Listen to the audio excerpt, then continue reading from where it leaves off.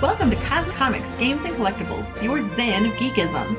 We carry comics old and new, magazines, toys, games like Pokemon, Magic, D&D. Want Godzilla, Ultraman, Star Trek, Ninja Turtles, Funko Pops? You'll find it all here. Shop our Cosmic Sound Room and pick up a record or two. Enjoy our Comic Coffee Lounge with a cup of Sasquatch coffee or a delicious menu item while geeking out over a super cool movie on our big screen. Come by and say hello to Maui. Cosmic Comic, Games and Collectibles. Superman loves us, and so will you.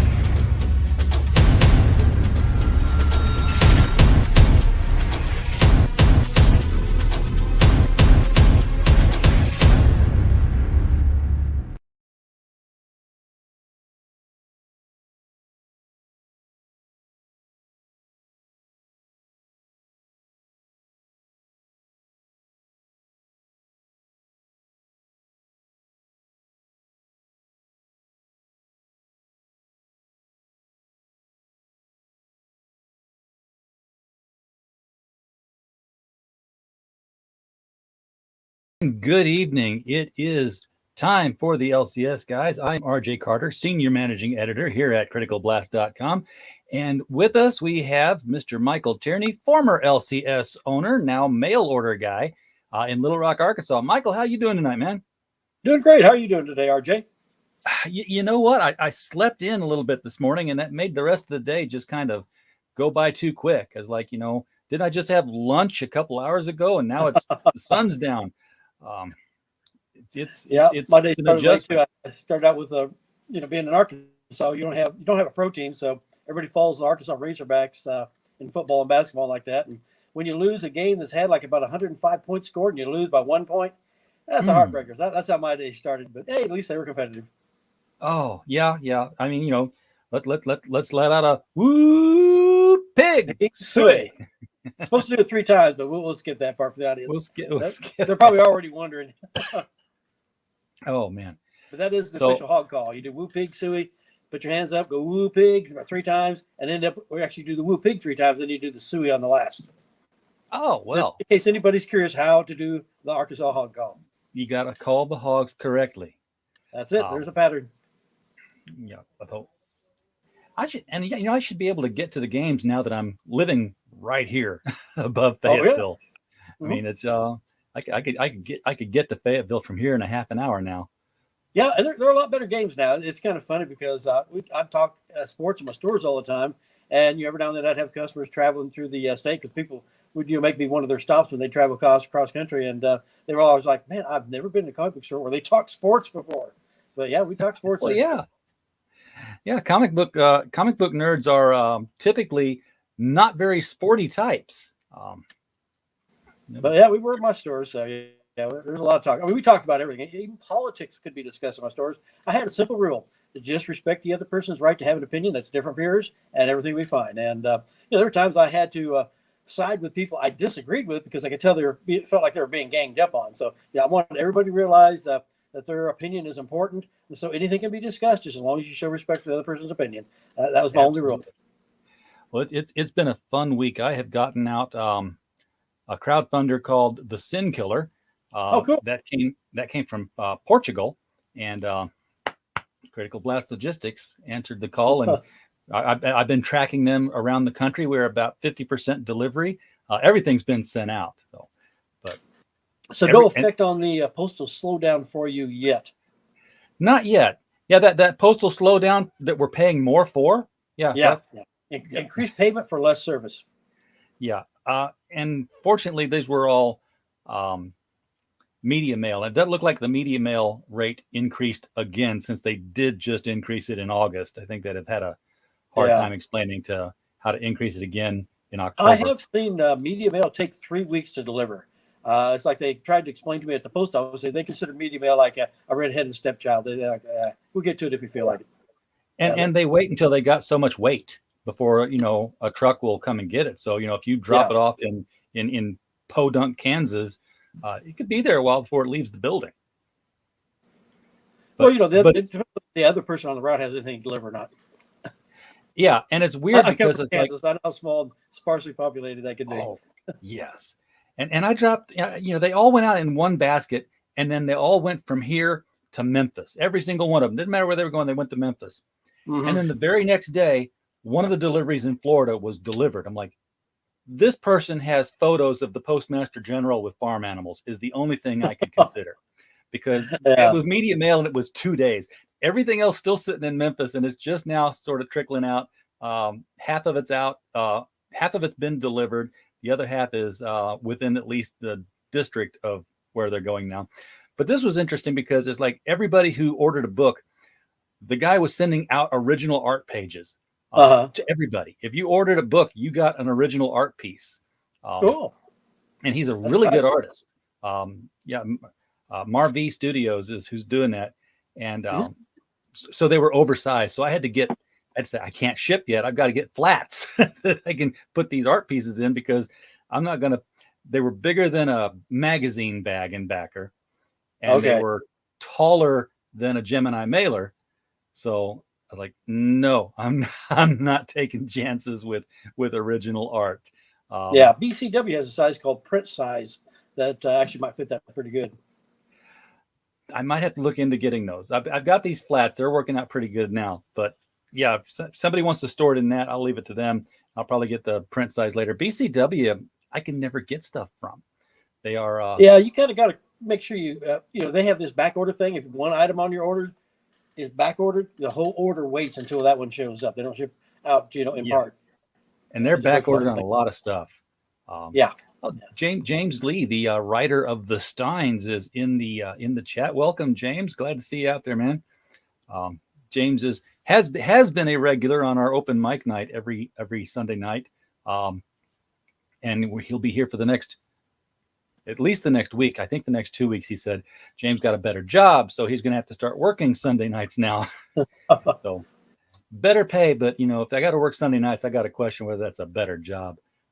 Well, he doesn't want to be a comic book store owner because, you work 7 days a week. So that's not a better job for sure. 7 days a week and every waking hour. Yeah, pretty much. Yeah. I remember they used to have a commercial here in town where a banker was talking to a guy who's been a prospective business owner. And he said, business owners are great. You only have to work half a day. The only problem is deciding which 12 hours. And I was like, hey, if he's only working 12 hours, he's not going to make it. Yeah, only half a day. Well, there was the Dilbert cartoon. Those are great. Yeah, it was where the boss came in and says, I've been reading about this work-life balance thing. It's like, you should be like, half your time's work and then half your time's your real life. And you're like, yeah. He's like, you guys are only putting in 8 hours a day. Where's my balance? So he wanted them to start working 12-hour days for that work-life balance thing. Yeah, and when you're your own boss, that's the worst boss you ever have. I mean, it's just like never appreciates anything you do, expects you to work constantly for no pay. Being your own boss, high expectations. Yeah. Oh, and the Steins has an audiobook in production. We're going to talk about that tomorrow night, James. So you've got some book information going on, right, Michael? You were telling me about the Kursova. Yeah, I've gotten in some samples to show you. As you know, I do my own books. I work with like several different publishers. I do an online strip for Grass Burrows Inc. I do my Wild Stars novels for Kursova Publishing. I also do my art chronologies at Grass Burrows, Robert E. Howard for Chenault and Gray, and who also owns True Lords, who did my Wild Stars role playing game. But with the Kursova guys, what it was is I was talking to another science fiction writer by the name of Robert Lupton. Sorry, I don't want to get the wrong writer out there. Robert Lupton online, and he's like, man, because I was putting up pictures of great covers on pulps that I didn't use in my chronology from my library. And he's like, you realize that book has never been published before? And the one he was talking about, we finally did get it published this year, was this Cosmic Courtship.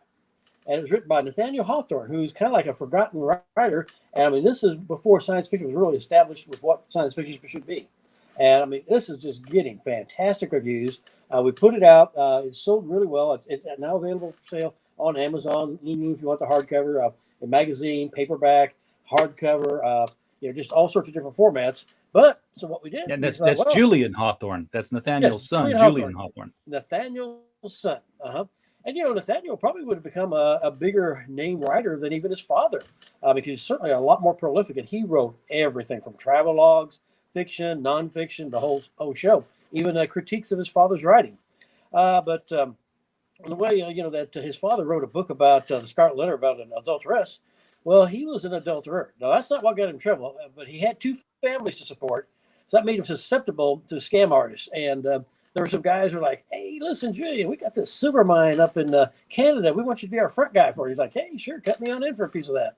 And it turned out not to be real. Indictments came down, people went to jail, and Julian was one of them. And he's like, guys, I was as much a victim as anybody else. Like, hey, we don't care. You're the face of it. You're going to jail.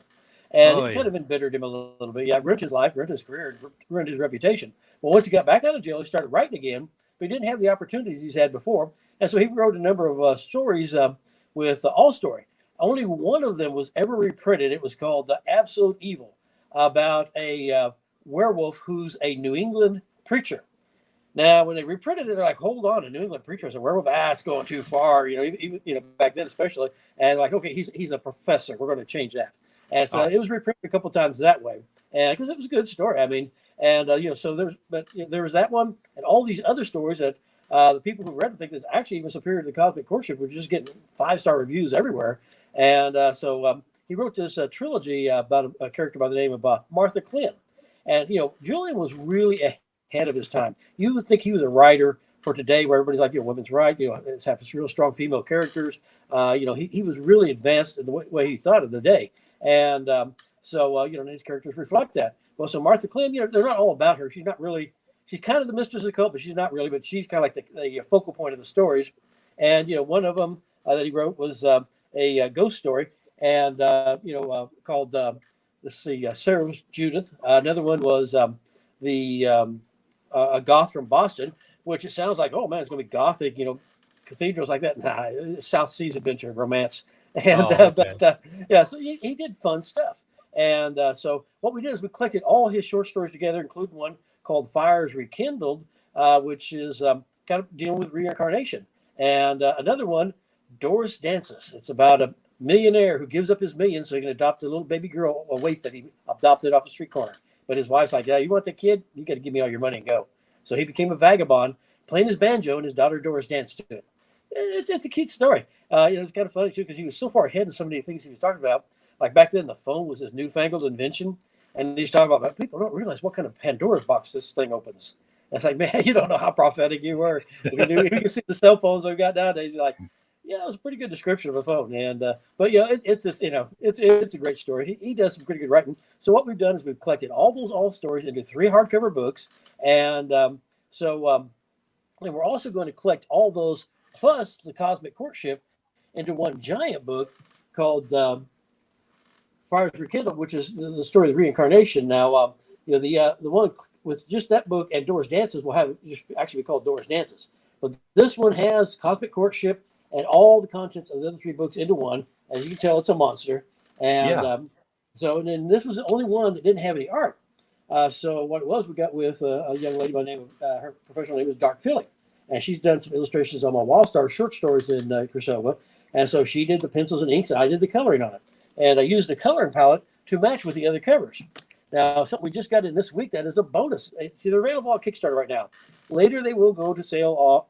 Now, this omnibus I just showed you will not. This is a one-time thing. 200 copies for sale only on the Kickstarter. But the other very books, limited set. Yeah, so you want that one, you got to get it now. And if you get it now, you also get these bonus trading cards. Now, these books, the other 3 books will be available on places like Amazon, Lulu later, just like the Cosmic Courtship is now available. But you won't be able to get the bonuses unless you buy it now. And one of the bonuses, we're putting together trading cards.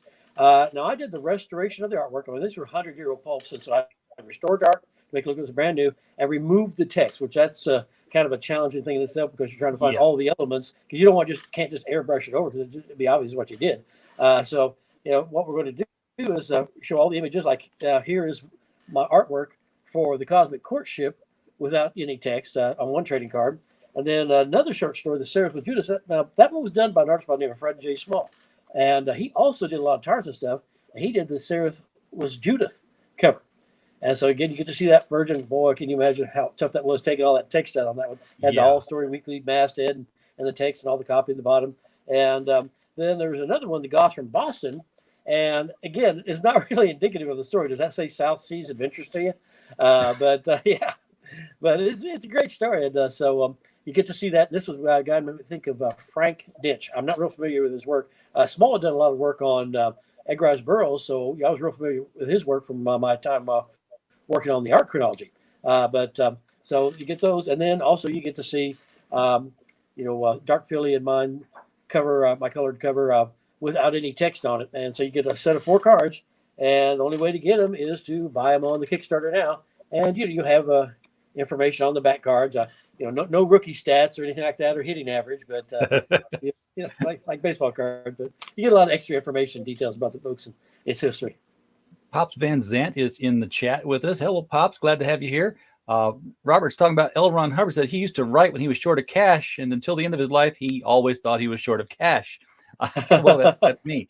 It's 2 days before payday, 1 day before payday, 14 days before payday. That's the cycle. Legitimately was recorded finishing books over weekends. It's the only day you can. It's the only day you can finish books. Yeah, when you're self-employed, like I say, worst boss you ever have. You just don't ever stop working. Yeah. Now, did you have prints and cards for either of the 2 art chronologies? Because it would have seemed like that would have been a natural place to include those kind of things. We did have some prints, but they were like original art, the same way on both of them. I was kind of always pushing, like, hey, why don't you show some of my original text where I did the restoration on these things? And they didn't do that. So, but that was something I was always pushing on that. And so when I was dealing with Alex on these, he wanted to put the covers. Like, hey, why don't you show our virgin art? It's the only chance people get to see me. He's like, hey, great idea, let's do that. So he listened to me on that one there. And so the first time you get to see the virgin art. All right. Well, let us know when you launch that Kickstarter for that. The Kickstarter is going. The Kickstarter is going. Yeah, it's up now. Yeah, it's just go to Martha Clem. That's KLEMM, or Julian Hawthorne, and they're on Kickstarter right now. It's got another, I believe, about just under 3 weeks to go before it completes. Right now, last I looked, we're around $12,000 in pledges, and it is live now. Yeah, there we go. There it is. Yeah, you're well over your goal there. Yeah. We hit the goal on the first couple hours, and same thing on the Robert E. Howard chronology. Same thing on the Cosmic Courtship. And all 3 of them were all listed as projects we love by Kickstarter picked up, which is great because that gets you a lot more exposure. All right. Well, we were talking before the show here about not Kickstarter stuff, not crowdfunded stuff, but the actual getting comic shops to getting comic books delivered to the store or to the door. The reasons why so many comic book store owners are